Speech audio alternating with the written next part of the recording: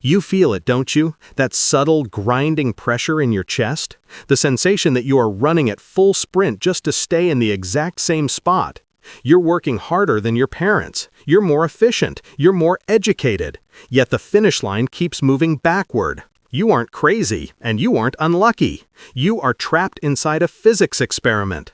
There is a specific date this experiment began, a moment when the gravity of the global economy was deliberately reversed. Before this date, a rising tide actually did lift all boats. But after, the ocean started draining into a single deep trench.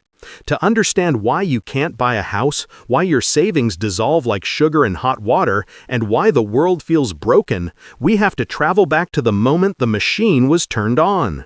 The year is 1971. President Nixon severs the US dollar from gold. The anchor is cut.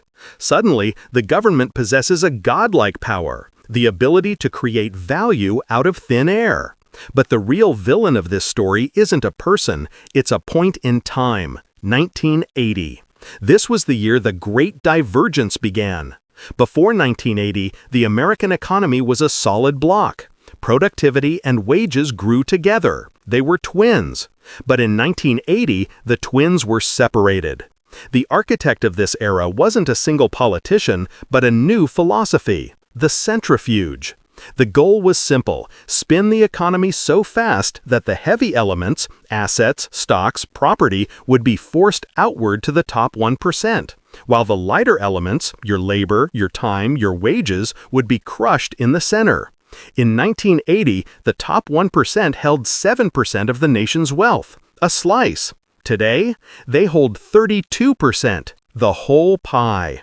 This wasn't an accident. It was the centrifuge spinning up to full speed. How does a system transfer trillions of dollars upward without sparking a revolution? It uses three specific mechanisms, three gears in the engine. Since the gold standard died, the government printed trillions. You assume that money doesn't exist. It does, but it didn't go to your paycheck. It went into assets. Think of the economy as two separate rooms. In the worker room, wages have barely moved, up only 10% in 40 years, despite you working 70% harder. But in the owner room, the walls are made of rubber. The printed money flooded in here. It inflated the stock market. It inflated real estate. If you owned a factory in 1980, you rode the wave. CEO pay didn't jump from 40 times the average worker to 350 times because they got smarter. It jumped because they are paid in stock, and the centrifuge is designed to inflate stock. You are paid in cash. Cash is the only thing the machine is designed to devalue. Here is the most brutal weapon in the arsenal.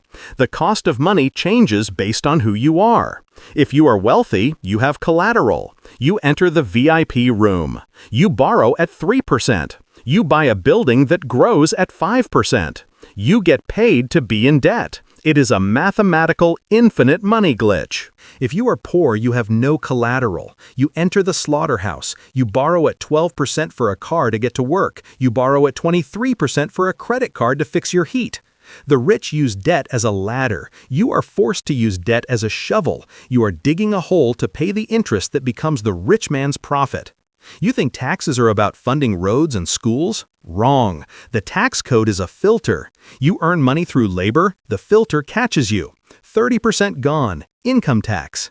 They earn money through assets, the filter opens. Capital gains tax is capped at 20%, but the true masters of the universe don't even pay that. They use a maneuver called buy, borrow, die. You have $100 million in stock. Do you sell it? No. That triggers a tax event. Instead, you borrow $20 million against it. Loans aren't income. They are tax-free.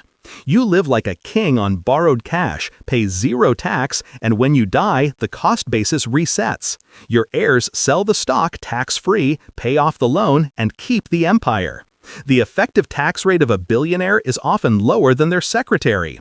That is not a loophole. That is the design. Every machine has a breaking point. We call them crises. 2008, the housing crash. 2020, the pandemic.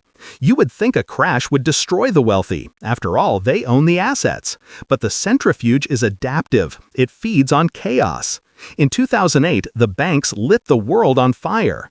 The government didn't let them burn. It printed money to put the fire out. Who caught that money? The arsonists. Wall Street used taxpayer bailouts to buy the homes you lost for pennies on the dollar. In 2020, the world stopped. Small businesses died. 40% of corporate profits exploded. The Fed printed $6 trillion. The stock market hit all-time highs while breadlines wrapped around the block. Every crisis is a clearance sale, and you are the inventory. Look around you. The evidence of the centrifuge is undeniable. Look at housing. In 1980, a house cost 3 times the average salary. It was a purchase. Today, it costs 5, 6, 10 times the average salary. It is a fantasy. Why? Because housing is no longer shelter.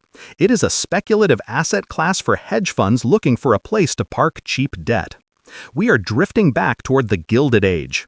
Rockefeller had Pinkerton guards shooting strikers. Today, we have something cleaner: despair. We have returned to neo-feudalism, a class of owners and a class of renters. Corporate profits up 400%, your wages flat. The centrifuge has spun so long that the layers have permanently separated.